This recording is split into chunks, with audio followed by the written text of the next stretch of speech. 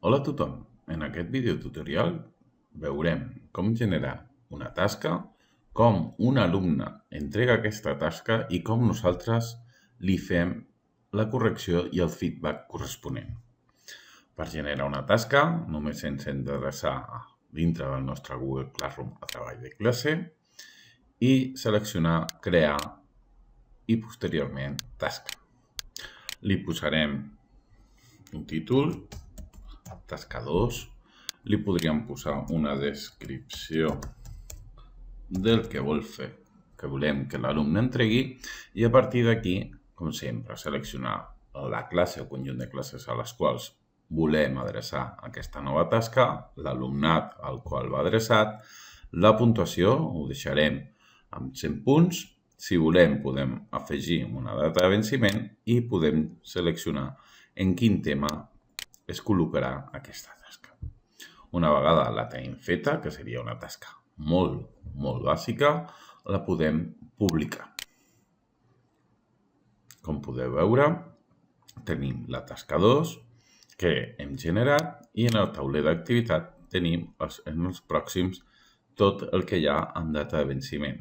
Fixeu-vos que com no hem posat data de venciment, no apareix en aquesta secció.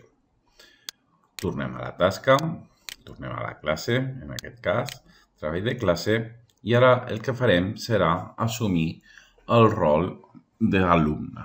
Per fer això, canviaré de compte, ara mateix estic en un altre compte, d'acord? Fixeu-vos que aquí apareixen, d'acord? Tot el que són les tasques que es van publicant, però com estic en el rol d'alumne, en aquesta ocasió, ja no apareix ni el codi d'invitació ni tot plegat, sinó que apareixen les entregues que s'han de fer i les tasques. Si vaig al treball de classe, veig tot el material que hi ha disponible i les tasques que s'han de fer. La tasca 1, que hem generat anteriorment amb una data límit, i aquesta seria la que hem generat ara mateix. Si accedim a ella, veurem la descripció, que la tenim assignat, i podem veure les instruccions. Això és com veuen els alumnes la tasca.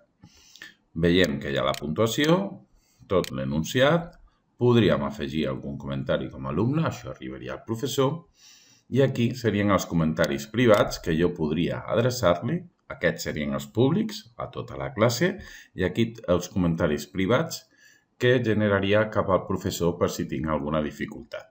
Tota aquesta informació nosaltres la veuríem i veuríem totes les interaccions mitjançant un correu electrònic dels esdeveniments que passen. L'alumne el que pot fer és afegir o crear un document. En aquest cas jo generaré un document molt senzill.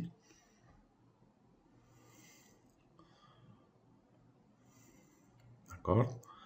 I en aquest document utilitzant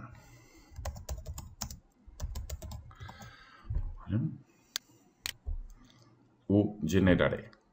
Com podeu veure, la tasca ja està generada, el treball es deixa automàticament i una vegada ja generat el treball puc fer i passar a fer la tasca d'entregar-ho. Es diu que s'adjuntarà un document, li dic que sí com a alumne i això ja queda com lliurat o entregat. L'alumne podrà anul·lar per tal de fer qualsevol altre tipus d'acció. Si tornem al rol de professor, podrem veure, si actualitzem, que aquesta tasca, la tasca 2, fixeu-vos que ja puc veure que ja l'ha entregat. Si accedim a aquesta puntuació de la tasca 2, anem al treball d'alumne i veurem el document que m'ha lliurat l'alumne i podrem passar a la seva correcció. Fixeu-vos que aquí tinc l'opció de permetre o denegar les entregues. Recordeu que això està d'aquesta manera perquè no hem posat data de venciment. Molt important a nivell de l'avaluació en Google Classroom. Jo puc canviar la puntuació d'aquesta tasca sempre que vulgui i aquí tenim la puntuació de l'alumnat. Posem que sóc molt generós amb mi mateix i li dono la màxima puntuació. Una vegada s'ha de SAT, fixeu-vos que posa com a esborrany, perquè l'alumne, i en el llibre de qualificacions aquí això quedi reflectit, he de fer l'acció de tornar. Puc anar tasca per tasca o puc realitzar l'acció massiva, d'acord, de marcar com a no entregada o posar una nota massiva o seleccionar a tot l'alumnat i donar-li a tornar. A cada alumne li podrem escriure un comentari personalitzat. Per exemple, molt bona feina. Aquest feedback li arribarà a l'alumnat. En aquest cas, en aquest alumne. Fixeu-vos el comentari privat, l'alumne em pot contestar i la veritat és que Google Classroom dona una potència de comunicació amb l'alumnat molt, molt interessant. Si tornem al rol d'alumne, fixeu-vos que ja apareix la correcció, ja apareix el feedback que jo ara mateix li he posat. Aquí teniu la puntuació, 100 sobre 100, d'acord?